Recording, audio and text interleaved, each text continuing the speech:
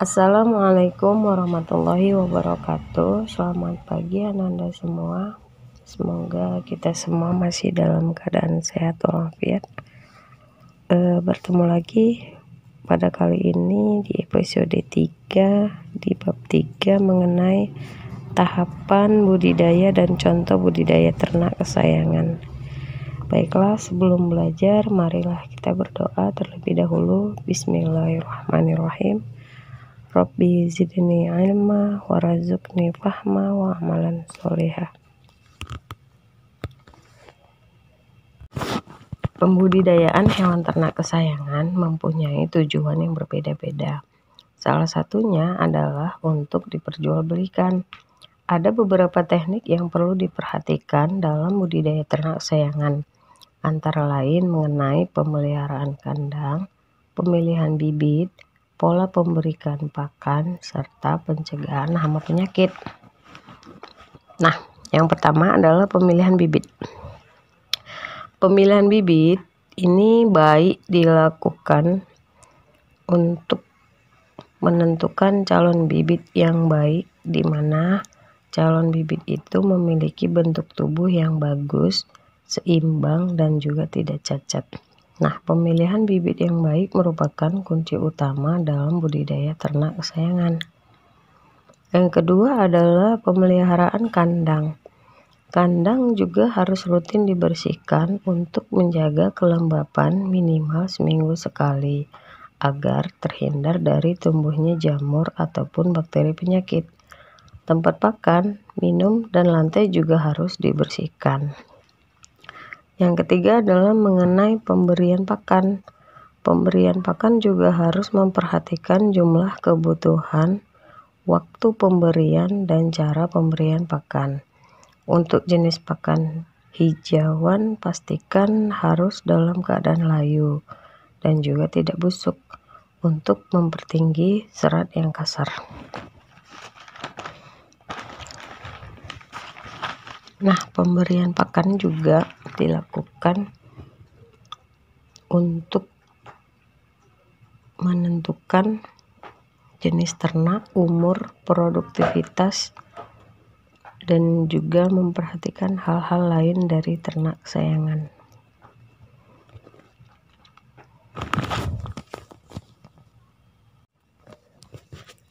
Selanjutnya, untuk pencegahan hama dan penyakit.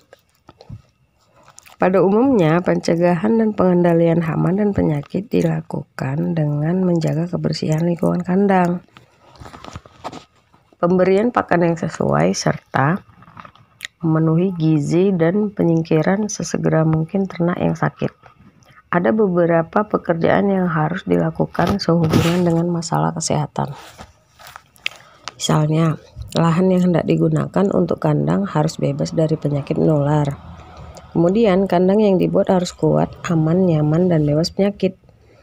Selanjutnya, kita harus memeriksa kesehatan ternak yang baru kita beli. Selain itu, kita harus menjaga kebersihan kandang. Lakukan penyemprotan disinfektan atau proses pencuci hamaan kandang dan lingkungan sekitar. Yang terakhir adalah melakukan vaksinasi secara teratur. Nah, budidaya ternak kesayangan membutuhkan ketelitian dari mulai perencanaan hingga proses budidayanya.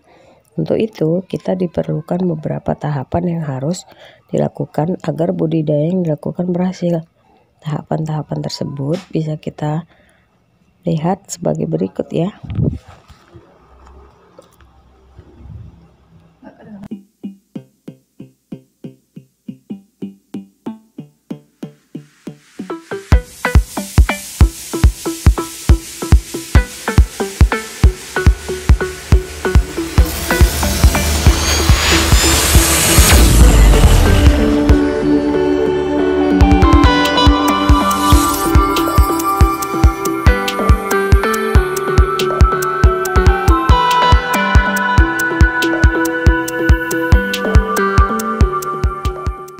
Assalamualaikum warahmatullahi wabarakatuh. Hai Ananda semuanya, bertemu lagi dengan saya Ustazah Wahdah dalam pelajaran pendidikan kewarganegaraan khusus kelas 7. Nah, Jadi sebelum kita mulai pelajaran kita kali ini, ada baiknya kita mengucapkan lafaz basmalah.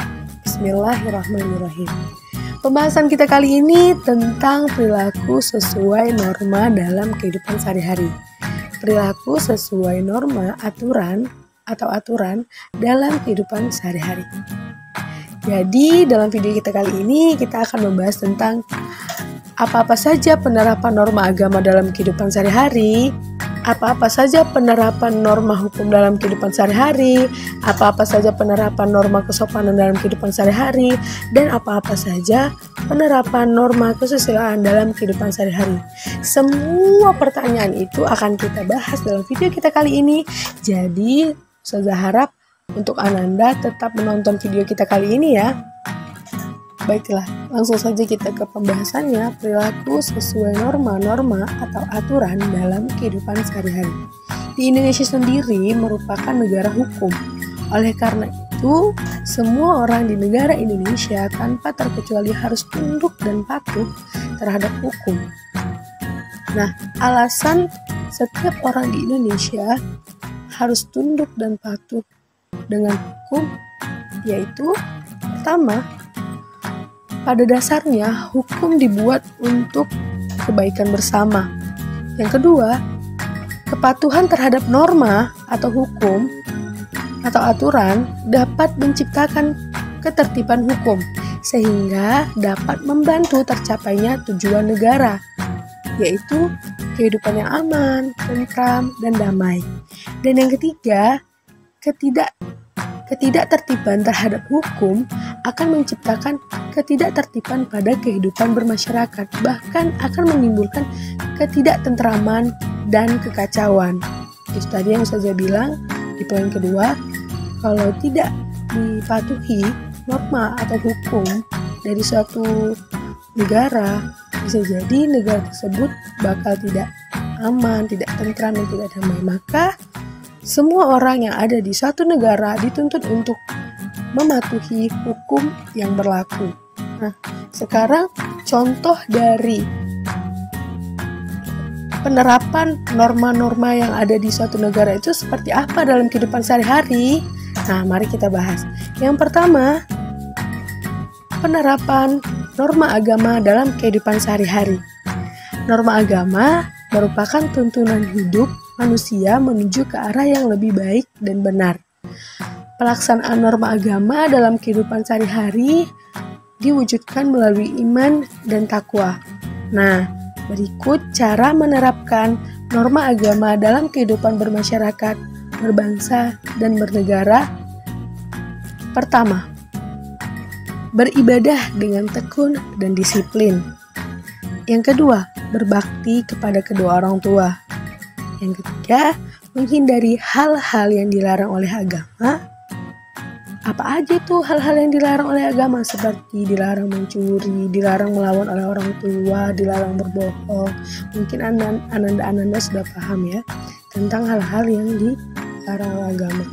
Dan yang keempat, sabar dalam menghadapi segala musibah dan cobaan yang diberikan oleh Tuhan. Yang kelima, menolong orang lain yang sedang mengalami kesusahan. Nah, itu tadi penerapan norma agama dalam kehidupan sehari-hari. Sekarang kita ke penerapan norma hukum dalam kehidupan sehari-hari. Norma hukum merupakan satu-satunya norma yang bersumber dari negara dan dibuat oleh lembaga negara yang berwenang dan bersifat mengikat bagi siapa saja. Norma hukum tidak hanya membebani seorang dengan kewajiban serta pertanggungjawaban terhadap apa yang telah diperbuatnya, namun juga memberikannya hak. Cara menerapkan norma hukum dalam kehidupan bermasyarakat, berbangsa, dan bernegara yaitu sebagai berikut. Yang pertama, tidak kebut-kebutan di jalan raya. Yang kedua, mematuhi rambu-rambu lalu lintas.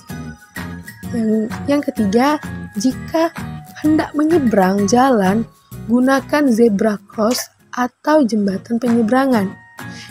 Yang keempat, apabila mengendarai sepeda motor, gunakanlah helm yang sesuai standar atau aturan. Yang keempat, maksudnya yang kelima, membawa SIM dan STNK bagi semua pengendara kendaraan yang bermotor. Yang keenam, semua pengendara kendaraan roda 4 atau lebih gunakan safety belt atau sabuk pengaman. Dan yang terakhir, apabila menemukan pelanggar hukum, segera laporkan kepada pihak yang berwajib. Nah, itu dia tadi contoh-contoh penerapan norma hukum dalam kehidupan sehari-hari. Nah, kita lanjut ke pembahasan selanjutnya, yaitu penerapan norma kesopanan dalam kehidupan sehari-hari. Norma kesopanan adalah aturan atau kaidah yang timbul dari kebiasaan dan pergaulan sehari-hari dalam suatu masyarakat. Norma kesopanan sering disebut sebagai norma adat istiadat, sopan santun, atau tata krama. Cara menerapkan norma kesopanan dalam kehidupan bermasyarakat, berbangsa, dan bernegara antara lain sebagai berikut. Yang pertama, menaati aturan yang berlaku. Yang kedua, mengetuk pintu saat bertamu ke rumah orang lain dan mengucapkan salam. Yang ketiga, bertutur kata sopan dalam kehidupan sehari-hari. Yang keempat, membuang sampah pada tempatnya. Kelima, kaum muda harus menghormati yang tua. Yang keenam, tidak meludah sembarangan di tempat-tempat manapun. Yang ketujuh, menghormati hak dan kewajiban orang lain. Dan yang terakhir, bergaul dengan semua teman, jadi tidak boleh pilih-pilih teman. Nah, itu dia tadi penerapan norma kesopanan dalam kehidupan sehari-hari. Nah, yang terakhir pembahasan kita tentang penerapan norma kesusilaan dalam kehidupan sehari-hari. Kita telah mempelajari bahwa norma kesusilaan yaitu aturan atau kaidah yang berasal dari hati nurani manusia yang menentukan baik buruknya tingkah laku seseorang. Nah, berikut cara menerapkan norma kesusilaan dalam kehidupan bermasyarakat, berbangsa, dan bernegara. Pertama, menghormati orang yang lebih tua dan menghargai yang lebih muda. Yang kedua, tidak bersifat sombong dan angkuh. Yang ketiga, melaksanakan sesuatu dengan jujur dan bertanggung jawab. Yang keempat, setia kawan dan solider. Yang kelima, berkata dengan halus dan sopan kepada siapapun. Yang keenam, menghindari sifat malas dan acuh. Yang ketujuh, menghindari sifat kasar. Yang kedelapan, tidak dendam terhadap orang lain yang pernah berbuat jahat kepada kita. Dan yang terakhir, tidak suka mencela orang lain. Baiklah Nanda, mungkin itu saja pembahasan kita kali ini tentang perilaku sesuai norma dalam kehidupan sehari-hari. Terima kasih Ustazah ucapkan kepada Ananda semua yang udah mau tetap nonton video kita kali ini sampai habis. Semoga video kita kali ini bermanfaat bagi Ananda semua. Saya ucapkan terima kasih sekali lagi dan saya akhiri dengan Assalamualaikum warahmatullahi wabarakatuh. See you the next video.